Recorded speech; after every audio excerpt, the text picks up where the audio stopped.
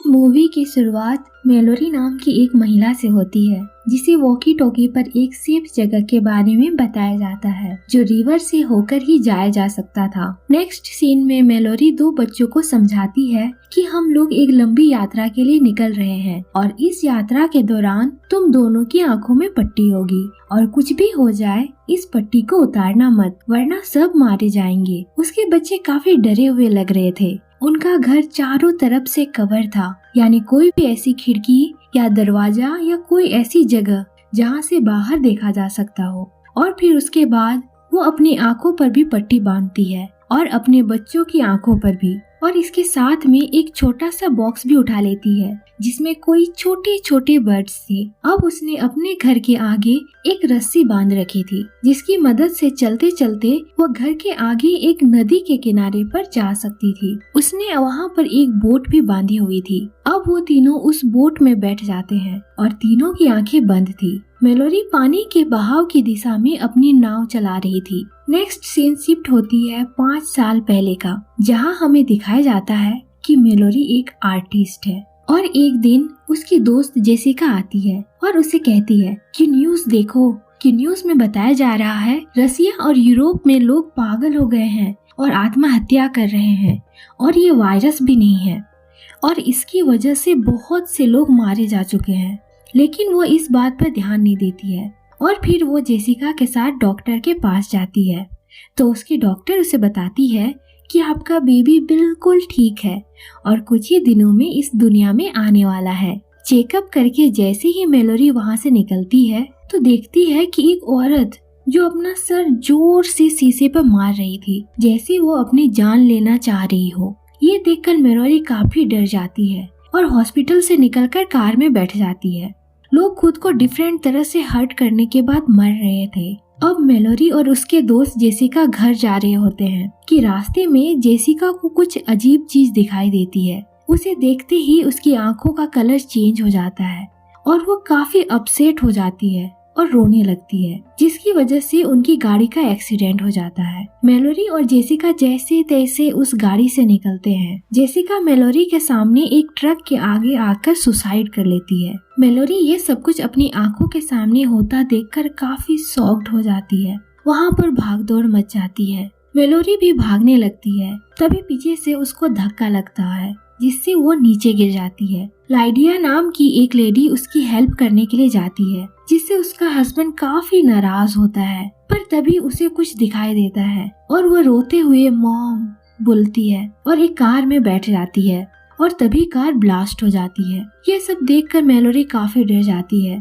तभी वहाँ पर एक टॉम नाम का लड़का आता है और वो मेलोरी की हेल्प करता है और उसे अपने दोस्त ग्रेग के घर लेके जाता है। उस घर के अंदर पहले भी और लोग मौजूद थे तो वो उनसे डोर और विंडोज कवर करने बोलता है और बाहर देखने से मना करता है क्योंकि उसने कुछ देखने की वजह से ही अपने फ्रेंड को मरते हुए देखा था। मेलोरी बार बार अपनी माँ को फोन करती है पर फोन नहीं लगता है। उनमें से एक जिसका नाम चार्ली था वो बताता है कि पुराणों के अनुसार किसी डीमन का काम है जो एंटिटी के जरिए आपको ऐसी चीज दिखाती है जिसे देखकर आप काफी सैड हो जाते हैं और सुसाइड कर लेते हैं। तभी टॉम मेलोरी के पास आता है तो मेलोरी उसे रोते हुए सब बता देती है, पर डॉगलस उन्हें बोलता है कि लाइडा अपनी मॉम को कैसे देख सकती है क्योंकि उसको मरे हुए 10 साल से भी ज्यादा हो गया है। नेक्स्ट सीन सब फूड शॉर्टेज के बारे में बात कर रहे होते हैं। तभी डोर नॉक होता है जो एक औरत होती है और उसका बेबी होने वाला था। वो सब उसे अंदर आने देते हैं। वो काफी सैड थी। और अब मूवी आती है प्रेजेंट टाइम में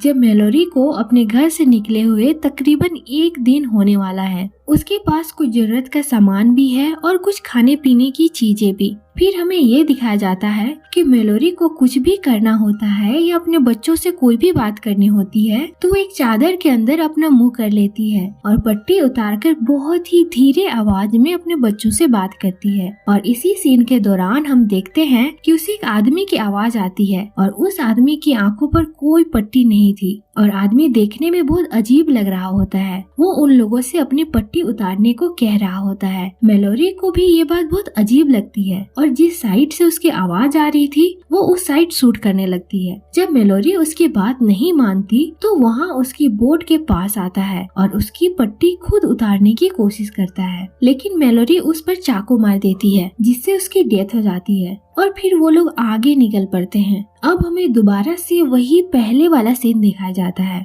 घर में मेलोरी यहाँ आए हुए तकरीबन 1 हफ्ता होने वाला था और इस दौरान बाहर के बहुत सारे लोग मारे जा चुके थे। अब जैसा कि घर में बहुत सारे लोग रह रहे थे तो घर में खाने पीने का सामान भी कम हो रहा था और वो लोग परेशान थे कि अब हम कब तक इस तरह रह सकेंगे। अब वो लोग सोचने लगते हैं कि बाहर से खाना कैसे लाया जाए क्योंकि सबकी आंखें तो बंद रहेगी। तो उस हाउस ओनर यानी घर का मालिक उन्हें कहता है कि घर के बाहर सीसीटीवी कैमरा लगे हुए हैं, तो अगर हम उनमें से देखकर बाहर जाएं तो हमें कुछ भी नहीं होगा। और सब उसकी ये बात मान लेते हैं। हाउस ओनर कहता है कि पहले ये एक्सपेरिमेंट मैं खुद करना चाहता हूँ, तो तुम लोग मुझे एक चेयर से बांधो और खुद बाहर चले जाओ। सब ऐसा ही करते हैं और हाउस ओनर एक सीसीटीवी फुटेज में देखने लगता है। स्टार्टिंग में तो उसे कुछ भी अजीब नजर नहीं आता, फिर हम देखते हैं कि उसके चेहरे के एक्सप्रेशन बदलने लगे थे या उसने वो चीज देख ली थी और फिर अचानक से वो नीचे गिरता है और अपना सिर जमीन पर मारने लगता है। फिर उसने भी सुसाइड कर ली। अब उन लोगों को भी समझ में आ गई थी कि इस चीज को चाहे आप कैमरा से देखो या लाइव देखो, ये आपको नुकसान पहुंचा कर ही रहेगी। लेकिन उन सब के लिए बाहर से खाने पीने का सामान लाना भी तो जरूरी था और उन्हें किसी भी हाल में फूड स्टोर तक जाना ही जाना था। तो सब एक गाड़ी में बैठते हैं और गाड़ी का शीशा ब्लैक पेपर से कवर कर देते हैं, यानी कि उनको आसपास की कोई भी चीज नजर न आए। और वो चलने लगते हैं गाड़ी की जीपीएस की मदद से। उन सब की आंखों पर पट्टी थी। फिर जैसे तैसे करके वो ग्रोसरी स्टोर से काफी सारा सामान इकट्ठा कर लेते हैं जिससे वो काफी दिन तक जिंदा रह सकते थे। सब घर आ जाते हैं। वहाँ पर एक लड़का लड़की होते हैं जो कि कह रहे होते हैं कि हम अब यहाँ और फंसे नहीं रहेंगे, और वो खामोशी से कार में बैठते हैं और भाग जाते हैं। और फिर हम देखते हैं कि मेलोरी और दूसरी लड़की का बेबी बहुत जल्दी आने वाला था। और फिर हम देखते हैं कि एक आदमी उनके घर पर जोर जोर से नॉक करने लगता है। वो उनसे मदद मांग रहा होता है कि उसे घर के अंदर आने दिया जाए। घर के सभी लोग उसके लिए दरवाजा खोलना चाहते थे, लेकिन घर में एक बूढ़ा आदमी था जो कह रहा था कि हो सकता है कि ये इन्फेक्टेड हो। जैसे ही वो अंदर आता है तो वो लोग सबसे पहले उसको चेक करते हैं। वो उन लोगों को बताता है कि मैं भी एक घर में रह रहा था, लेकिन तभी कुछ लोगों ने आकर हमारे घर पर कब्जा कर लिया। वो मेंटल हॉस्पिटल से आए थे और पागल थे, और मुझे ये पता चला कि वो लोग उस क्रिएचर को देख भी ले तो उनकी आंखों पर कोई असर नहीं होता। उनके दिमाग इस चीज को एनालाइज ही नहीं कर पाते थे, जिसकी वजह से उन पर इसका कोई भी असर नहीं होता था। और वो लोग चाहते थे कि हम भी अपनी आंखों से पट्टी उतारते, और इसी तरह उन्होंने एक एक करके सबकी आंखों से पट्टी उतार दी और वो लोग सब मारे गए। और मैं किसी तरह अपनी जान बचाकर यहाँ भाग आया हूँ। उन लोगों को उस पर बहुत दया आता है। फिर हम देखते हैं कि मेलोरी और दूसरी औरत का बेबी आने वाला था और वो सब उनको लेकर ऊपर चले जाते हैं। लेकिन वो आदमी जो बाद में इनके घर आया था वो नीचे ही रुकता है। उसकी हरकतों से वो काफी अजीब आदमी लग रहा था। उसके सामने अजीब अजीब स्केचेस पड़े हुए थे जो उन क्रीचर्स के थे। और यहाँ हमें ये भी पता चलता है ये खुद भी एक मेंटल हॉस्पिटल का पेशेंट था। सब लोग ऊपर थे तो इस बात का फायदा उठाकर वो नीचे वाले पोर्शन की सब खिड़कियां और दरवाजे खोलने लगता है और इसके बाद वो ऊपर जाता है। और हम देखते हैं कि मेलोरी का बेटा हुआ है और उस दूसरी औरत की बेटी हुई है, और वो उनके कमरे में जाकर भी एक खिड़की खोल देता है। उन्हें इन सब चीजों पर यकीन ही नहीं आ रहा होता और इस चीज को रोकने के लिए फौरन एक बूढ़ी औरत उनके पास जाती है, लेकिन वो बुरा आदमी उस बूढ़ी औरत की आंखें खोल देता है ताकि ये बाहर देखे। और जैसे ही उस बूढ़ी औरत की नजर बाहर पड़ती है तो वो खुदकुशी कर लेती है, और दूसरी औरत भी जिसकी बेटी हुई थी वो भी बाहर देखती है और अपनी जान ले लेती है और वो भी मर जाती है। अब वो आदमी मेलोरी की तरफ जाता है ताकि वो उसकी भी जान ले ले, लेकिन तभी वहाँ पर टॉम आ जाता है और उस आदमी को मार देता है। उसके बाद हम देखते हैं इस घर में सिर्फ टॉम, मेलोरी और वो दोनों छोटे बच्चे हैं, और फिर हम देखते हैं टॉम और मेलोरी इन दोनों छोटे बच्चों को बिल्कुल एक माँ बाप की तरह पालते हैं। अब ये सब लोग बहुत ही ज्यादा सावधानी के साथ रह रहे थे और अपने बच्चों को भी यही सिखा रहे थे कि अपनी आंखों से पट्टी नहीं उतारना है और ना ही बाहर देखना है। उनके पास एक रस्सी होती थी जो कि उनके घर के साथ बंधी होती थी और वो उनके पास भी होती थी ताकि वो जब बाहर जाए तो वापस अपना घर वापस आ सके।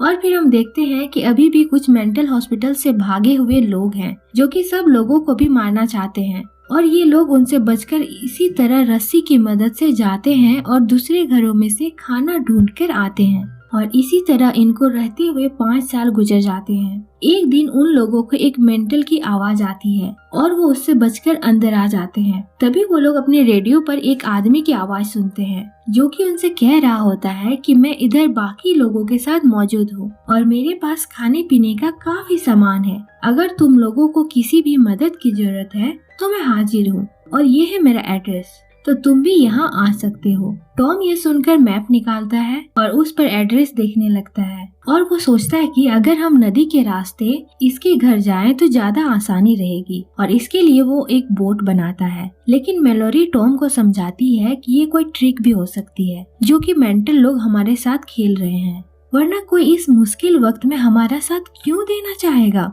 फिर हम देखते हैं कि टॉम और मेलोरी को खाने पीने की और दवाइयों की जरूरत पड़ती है तो वो लोग बाहर जाते हैं। अब वो रास्ते में जा ही रहे होते हैं कि कुछ मेंटल लोगों ने रोक लेते हैं और उन्हें मारने के लिए आगे बढ़ते हैं। टॉम उनसे लड़ता है और मेलोरी को कहता है कि तुम परेशान नहीं हो, तुम घर के अंदर जाओ और अगर मैं कुछ मिनट तक ना आ सका तो तुम बच्चों को लेकर उस बोट तक चली जाना और याद रहे उसी जगह पर जाना, वहाँ पर तुम्हें वो लोग भी मिल जाएंगे। वहाँ पे टॉम की लड़ाई और मेंटल लोगों से बहुत ज्यादा होती है और इसी लड़ाई के दौरान वो लोग उनकी आंखों से पट्टी भी उतार देते हैं, लेकिन टॉम जैसे तैसे करके उनको शूट कर देता है। लेकिन वो चीज यानी वो क्रीचर भी वहाँ पर आ जाती है जिसको टॉम गलती से देख लेता है। अब टॉम की आंखें भी वैसे ही होने लगी थी और वो अपनी गन उठाता है और खुद को शूट कर लेता है। ये बहुत ही सैड सीन होता है। फिर हम मेलोरी को देखते हैं। वो जब देखती है कि टाइम ज्यादा हो चुका है और टॉम वापस नहीं आया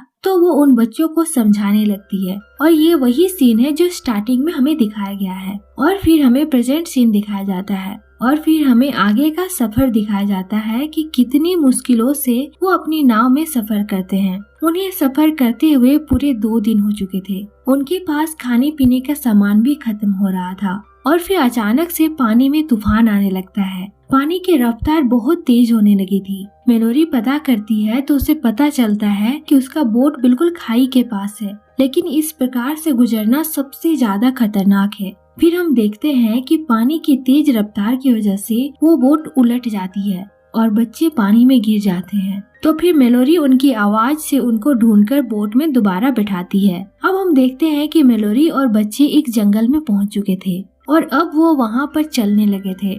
उस आदमी ने उन्हें बताया था कि मेरे पास बहुत सारे बर्ड्स हैं, तो वो उन्हीं की आवाज को फॉलो कर रही थी। अब मेलोरी को उन क्रीचर की अजीबोगरीब आवाज आने लगती है और वो वहाँ से भाग जाती है और वो गिर जाती है और इसी दौरान उसके बच्चे भी उससे दूर हो चुके थे, लेकिन वो उनको किसी न किसी तरह ढूंढकर दोबारा से चलने लगती है और फिर बहुत मुश्किल से वो लोग उस जगह पर पहुँच जाते हैं। मेलोरी उसका गेट नॉक करती है और वो सब लोग उनको अंदर बुला लेते हैं और चेक करते हैं कि क्या ये भी मेंटल तो नहीं है और उनकी आंखों की पट्टी उतारकर उनकी आंखें देखी जाती है कि क्या यह अभी भी सही है और फिर उन्हें अंदर बुला लिया जाता है। अब उनकी आंखों पर पट्टी नहीं थी और वो देखती है कि अंदर बहुत सारे नॉर्मल लोग थे। वहाँ पर डिफरेंट ट्रस्ट और पौधे भी लगे हुए थे।